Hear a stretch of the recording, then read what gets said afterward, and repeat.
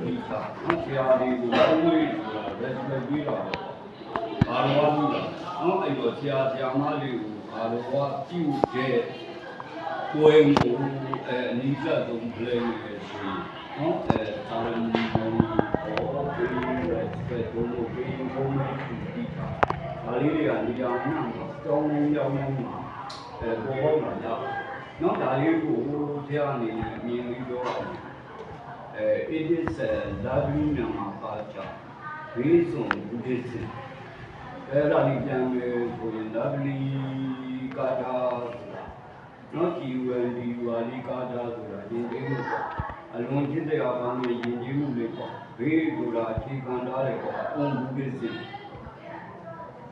ဘုရားဘာသာကိုအခြေခံထားတဲ့ဖြစ်စရာယဉ်ကျေးမှုတွေနော်ဒါလေးတွေကတိုင်းပြည်sorry ကဘာတော်မှာရှိတဲ့ယဉ်ကျေးမှုမဟုတ်ဘူး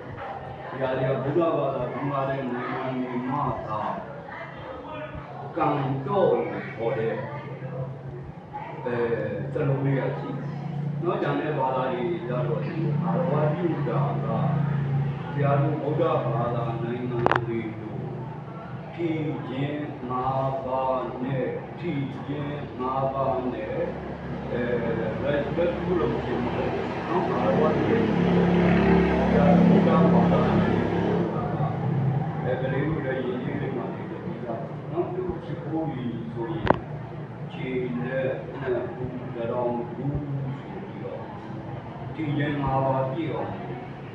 ဆရာမတွေရဟန်းရှင်လူကြီးတွေကလို့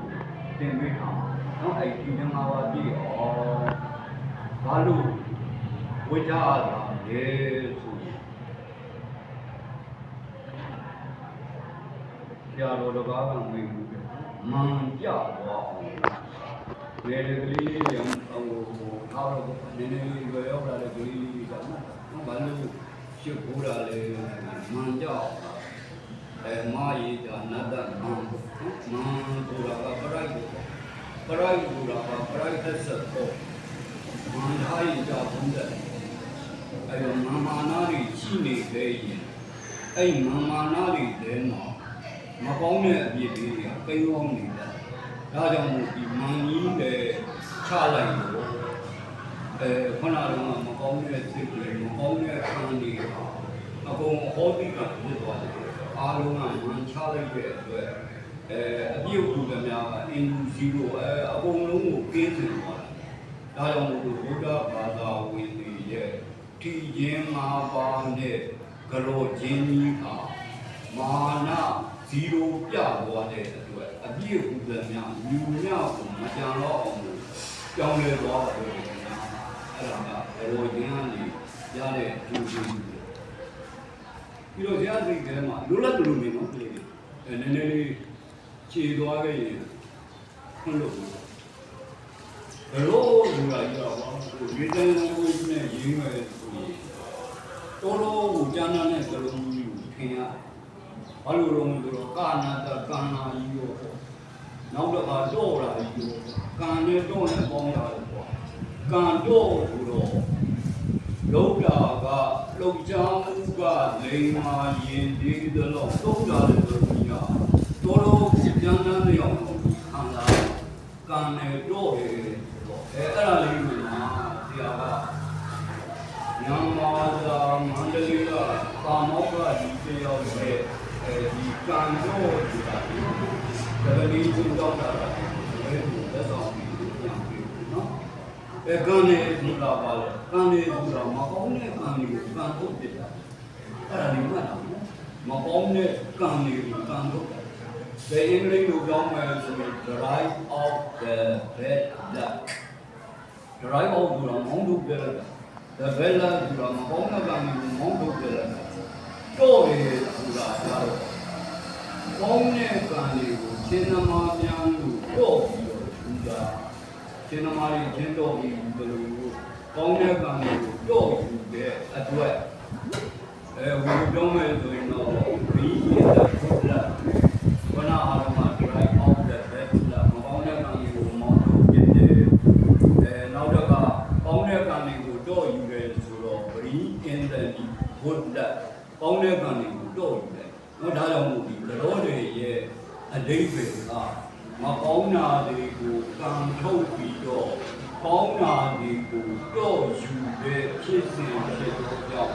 ကံပေါင်းတော့ဆိုတာ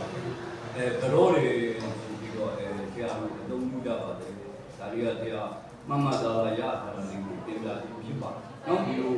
ကြောလိုက်တဲ့အတွက်ဘာတွေသူ့လူတွေရတယ်လို့ဆိုတော့ခဏမင်းတို့ဘုံဘုံတွေတရားဟောသွားလို့မှလည်းကြောခဲ့ကြတယ်သူဆရာတွေကိုလည်းကြောခဲ့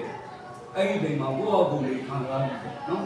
မကြောခင်မှာစိတ်ကြည်နေနဲ့ကြောပြီးတဲ့စိတ်ကြည်နေတာတကယ်ကိုမတူဘူးဘာမတူလုံးလို့တော့ဒီရင်၅ပါးပြည့်သွားတဲ့အချိန်မှာမှန်ချလိုက်ရတဲ့အတွက်စိတ်ကလေးမှာအပြည့်ကင်းပြီးတော့ပေါ်သွားတဲ့ပါလေးခံစားရပါလိမ့်မယ်အဲ့ဒီပေါ်သွားတာလေးကိုတရုပ်ခွဲကြည့်မယ်ဆိုရင်အဲ့ဒါဘာဖြစ်တာလဲကံကောင်းတာလားခင်ဗျာနော်မကောင်းတဲ့ကံတွေကိုပြောင်းပြီးတပါလားကောင်းတဲ့ကံတွေရောက်လာတဲ့အတွက်ကိုယ့်ရဲ့စိတ်တန်တန်တွေကကြီးပြီးတော့ပေါ်လာတာလေးခံစားရပါတယ်နောက်တာကဘာလဲဆိုတော့ကြောချင်းကြောင့်မကောင်းတဲ့မိစ္ဆာကံတွေကိုပြောင်းပြီးတော့ကုသိုလ်စိတ်တွေပြန်ပြီးတော့ကိုယ့်ရဲ့ခန္ဓာမှာအစားထိုးလာတာဖြစ်ပါတယ်ဒါကကြောဓာတ်နဲ့ပတ်သက်လို့ဆရာပြောနေတဲ့လက်ဆောင်တွေပါနောက်တစ်ခါပြောကျင်တာကတော့ဆရာတို့ဘုရားဘာသာတွေမှာအခြားဘာသာတွေမှာလည်းဘုရားဘာအကုန်တူပါပဲနောက်ဒီနန္ဒောနန္ဒာနန္ဒောနန္ဒာ၅ပါးတပည့်လူအင်္ဂလိပ်ကြောင့်ဆိုတော့အတန်းနိုင်ဆုံးဒီဇက်ဆုံးအလေးရင် FINID ကိုမှာ INN လေးပေါင်းလိုက်တယ်ပေါ့ final ဆိုတာကကိန်းဂဏန်းနဲ့ကန့်သက်လို့ရတယ်ပေါ့အင်ပေါင်းလိုက်တဲ့အခါမှာကန့်သက်လို့မရဘူးပေါ့ကန့်သက်လို့မရတဲ့အတွက်အနန္တလို့ခေါ်တယ်ပေါ့ဒါကြောင့်မို့ infinity လို့ပါလို့ဆိုတာအဲ့ဒီကလုံးကြီးရလာတယ်ပေါ့ဒါကမှတို့ကဖြတ်ပြီးတော့နန္ဒောနန္ဒာ၅ပါးလေးကိုနိုင်ငံသားမရှိတဲ့ဟာလေးကိုဗမာမှုကနေအင်္ဂလိပ်မှုပြန်ပြုရင်နန္ဒောနန္ဒာ၅ပါးကိုအင်းနဲ့ဖိုင်းနိုင်ပေါင်းလိုက်တဲ့အချိန်မှာအတန်လေးတော့ပြောင်းသွားတယ်အင်းဖိုင်းနိုင်မှဖြစ်ခဲ့တဲ့ infinite ဖြစ်သွားပါတယ်အဲ့တော့နန္ဒောနန္ဒာ၅ပါးဆိုတာ 5 infinite နော် 5 infinite လို့ခေါ်တဲ့ဒီဘုရားတရားတန်ခါမိဘဆရာသမားတွေကို 5 infinite အဲ့ဒီဘက်ကဘုရားတရားဆိုတာကအတိအကျ is one of the 5 infinite နော်ဒီ level နန္ဒောနန္ဒာ၅ပါးထဲမှာပါပါတယ်အဲ့တော့ဒီနန္ဒောနန္ဒာ၅ပါးကိုအရင်တိုင်းတည်ပြီးတော့တရုပ်ခွဲမယ်ဆိုရင်တန်လျာခီးသွားဖို့ရန်အတွက်ဘုရားတရားတန်ခါကမင်းတို့ကိုဆုံးမလိုက်မယ်ပေါ့ကြံနေတဲ့နန္ဒောနန္ဒာ၅ပါးထဲက2ပါးဖြစ်တဲ့မိဘနဲ့ဆရာဆိုတာတွေကတပည့်တို့လက်ရှိဘဝပစ္စကဘဝကြီးကိုမြင့်အောင်တင့်အောင်ဆုံးမပေးတဲ့အနန္တကြီးခြင်းဖြစ်ပါလေ။ဒါကြောင့်မို့ဒီမိဘတော်တော်ကောင်းဆရာတော်တော်ကောင်းအဲ့ဒါတွေပေါ်မှာတပည့်တို့ကမကောင်းတဲ့စိတ်မကောင်းတဲ့စကားတွေမပြောဘူးလို့မေတ္တာရပါလေ။ဘာလို့လဲအနန္တဂိုင်းဝင်တွေဖြစ်တဲ့အတွက်မိဘတွေဆရာတွေကမင်းတို့ကိုနေတိုင်းဘာလုပ်တယ်လဲဆုံးမကြတယ်ဆုံးမတာတွေပြီးတော့ကြာစကားလက်တော့ပြီးပါအောင်နော်ကြီးတဲ့လူတွေနော်ဆုံးမတယ်ဆိုတာကြီးကကာလာများစွာကြာလာတော့အနာရိုင်ပြီးတော့ဆုံးမတယ်ဖြစ်သွားတာသူ့ရဲ့မူလဆိုလုံးမှာဆုမပြန်ရောပါအောင်မယ်ဆုမဆိုတဲ့ဘာလို့ဆိုတော့ဆုမဆိုတာဘာလဲဆိုတော့ပေးတာနော်ဆုမဆိုတာပေးတယ်အမေကဆုံးမတယ်ဆိုတာကမင်းတို့ကကျမ်းမ်းတဲ့ပုံစံမဟုတ်ဘူးအမေကပေးတယ်ဘာတွေတွေးတာလို့ဆိုရင်မကောင်းတဲ့အလေးသားတွေကိုကောင်းတဲ့အလေးသားပြောင်းပေးတာမဟုတ်တာလုပ်ရင်ဟုတ်တာတွေလုပ်ဖို့ရအောင်ဆုံးမတယ်ဆိုတာပေးခြင်းတစ်မျိုးပဲဆရာတို့ဆုံးမတယ်ဆိုတာတွေကလည်းဆရာတို့ကပေးတာဆုံးမတယ်ဆိုတာကြီးကဆုံးမလာတယ်ဆိုရင်ဆရာတွေကမင်းတို့ကိုတွေးမရှိဘူးပေးနေတာတွေကဘာတွေလဲဆိုတော့ essence of life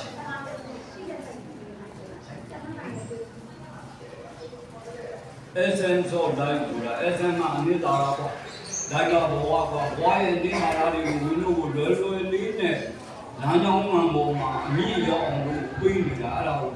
လည်းပေါ်တာပဲ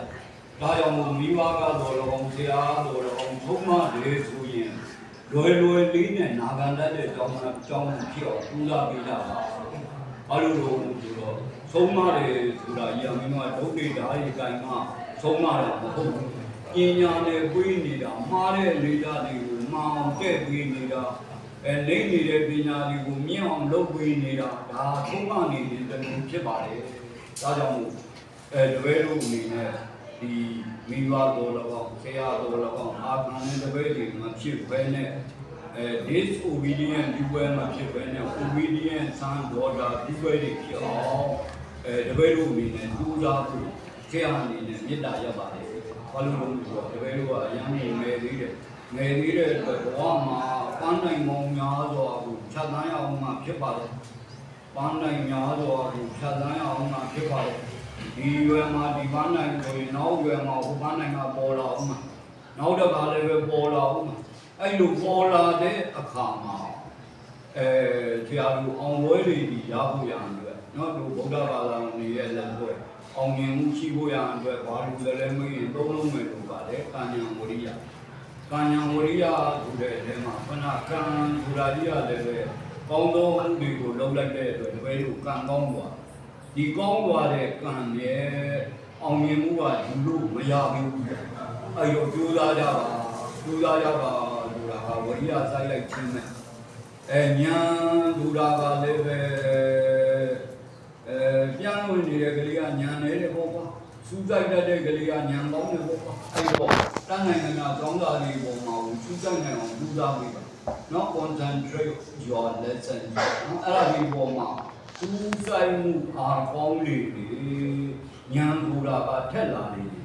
ပြန်ဝင်မှုတွေများလေညာကတုံ့သွားတယ်အဲ့တော့ငါညံ့နေတယ်ဆိုရင်ပြန်မှုတွေများနေပါလေ